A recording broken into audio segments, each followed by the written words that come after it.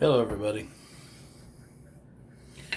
Just going to do a little honing, catch up, maybe do a little chit chat, especially about these little Vermont green slates. Something that I get a lot of questions about in my forum rather. And one of those things is the density of slurry. So we'll start with that. Forgive me for walking off camera. You see how sort of dry that is? How it's not running away? This is a 1K edge. If you want to maximize honing in a short amount of time, you can't have watery thin slurry on these slates. Even though they do cut, they polish better than they cut. If you have too much water, you won't see your slurry changing color from having steel added to it.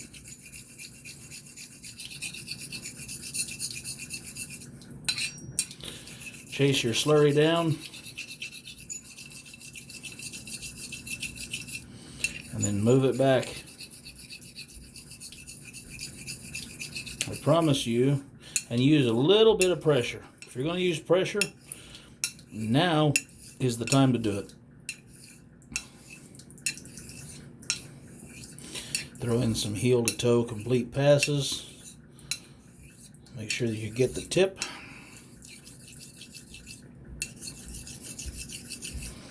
As you can hear, it's a very pure slurry. Not really any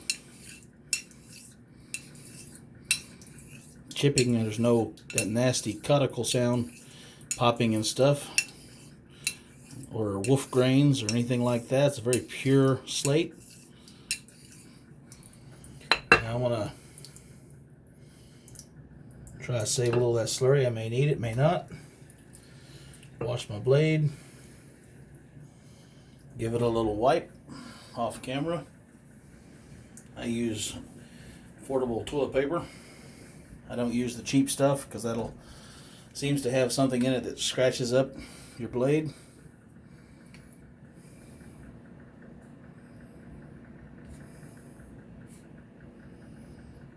Looking good. Looking decent. Still some stria here and there.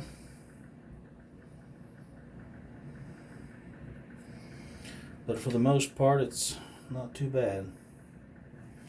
I'm going to raise some fresh slurry. That slurry is about worked out. It does seem to work down fairly fast. I like to raise slurry from both ends since I'm honing in the middle.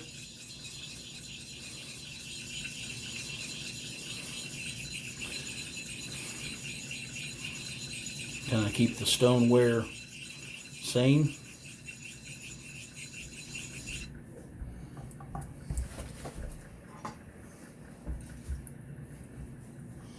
Again.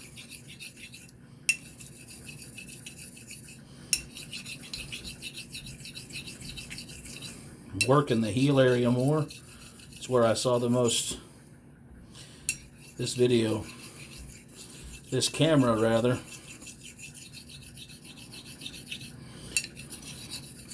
is not conducive to fine honing. It's in the way.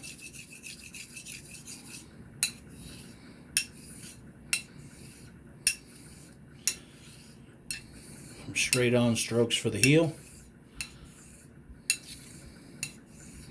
You want to work past any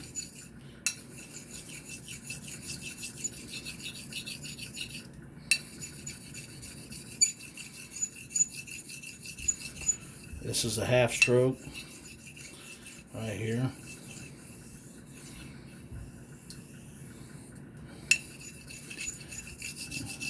With a little swoop to it.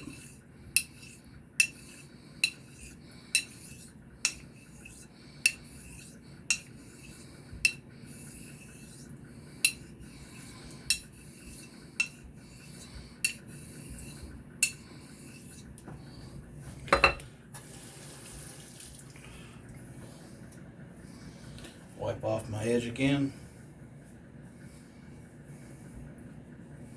I wouldn't say that this is as fast as a JNAT by any means.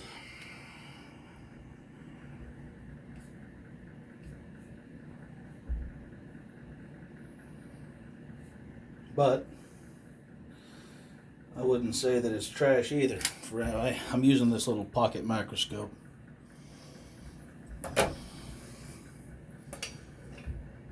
I'm going to raise a thinner, wetter slurry this time. You remember we're coming off of a 1K, so if you add stones in between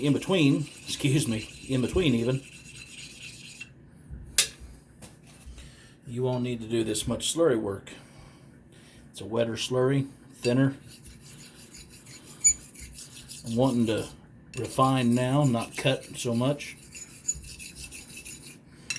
And it takes a while to work this slurry down.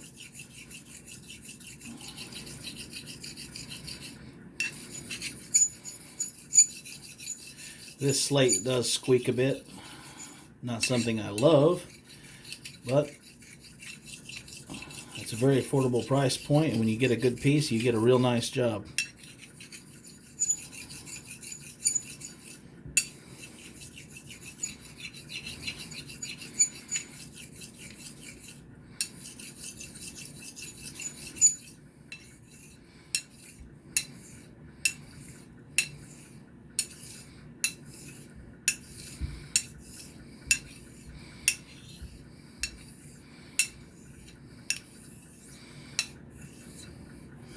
Thin this down, give it some more laps. If you think of the slurry as an abrasive that's moving just in front of your apex, that's where it starts refining first.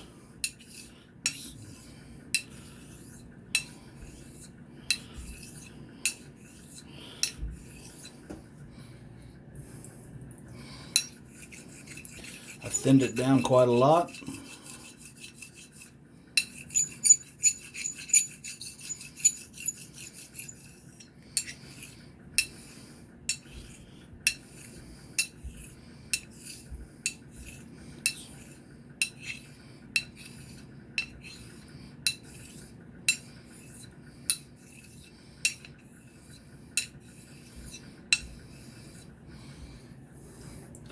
Wash off some more of that, turn it more to a hazy water.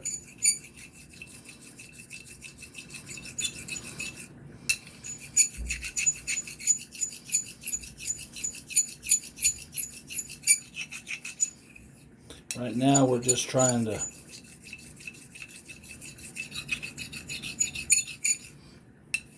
start the polishing process.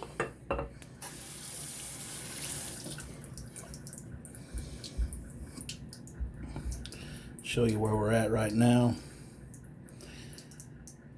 We're in that hazy, chromy look. Get a good look at it under the light myself. See, if you're going to want to go for keen, I'll tell you a little secret. It's not much of a secret, but you're going to want to go to water. If you want a keen shaving edge, really keen, max it out around 10K. I'd say 25 to 50 laps per side minimum on a water only.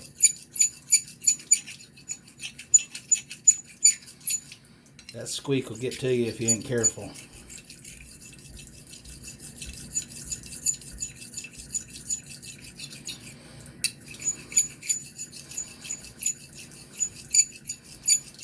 This is why I like half strokes. We're booking along. Balance the edge a little bit.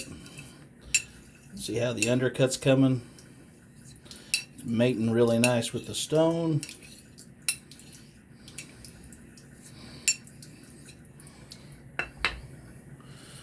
Clean it off and take a look at it under the scope or under the strong light if you don't have a good scope.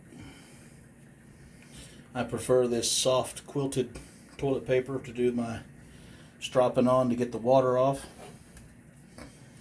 Again, 100 power microscope.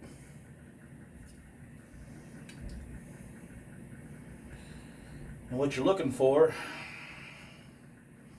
is uniformity of polish, and which means whenever it starts turning blue-black, you're probably up 7 to 10,000 depending on the density of the color of the black.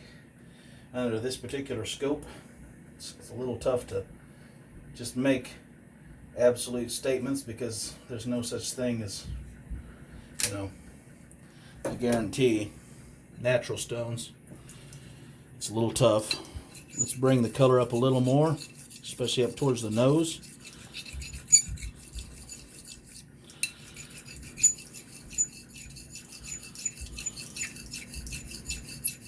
I am using some pressure, enough to ensure good contact. What's the point of just rubbing your stone across here with feather-like contact?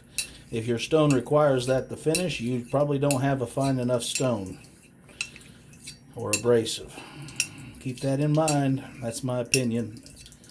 I'm not going to back up on that one. If your stone requires standing on your head to get a decent or even just a passable edge, well, you don't really have what you think you have, something tells me. Let me do a little stropping on my fire hose linen. Again, you should strop with some pressure. Don't go namby-pamby, no pressure. You should have some pressure. Your strop should definitely be deflecting a bit. Take another look at it. See where I think we're at. The linen, in a perfect world, will pull off and clean up the apex just a little bit. That's why you strop on it in the first place.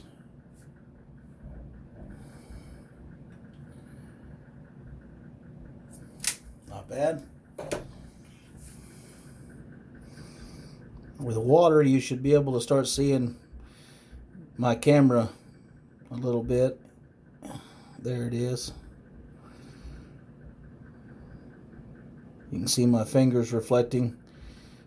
The bevel turns a little pink. This is a real rough laser. It's got some issues. When they ground it, they damaged it a little bit, so I'm not going to give or sell this one away. Strap on some horsehide. Again, a little pressure on the strop. Keep it taut, but it's okay if it deflects a little bit. I do like horsehide. I realize you can't really see what I'm doing over here. Must be boring. All right. And there's the bead of light running along the edge. See what it does. Effortless tree topping. There's no grabbing. There's no unpleasantness.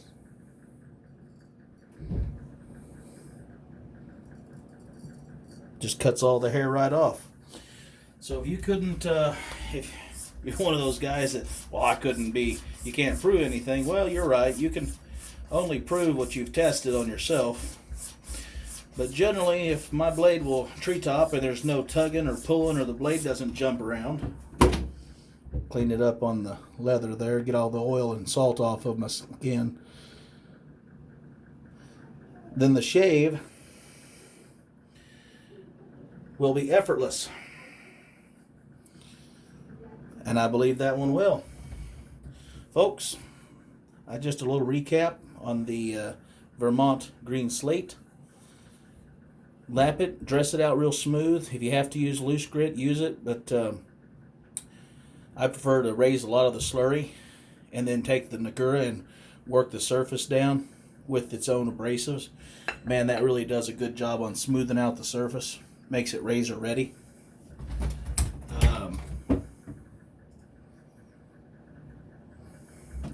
But anyway, folks, have a great day. I'll let you go. Bye.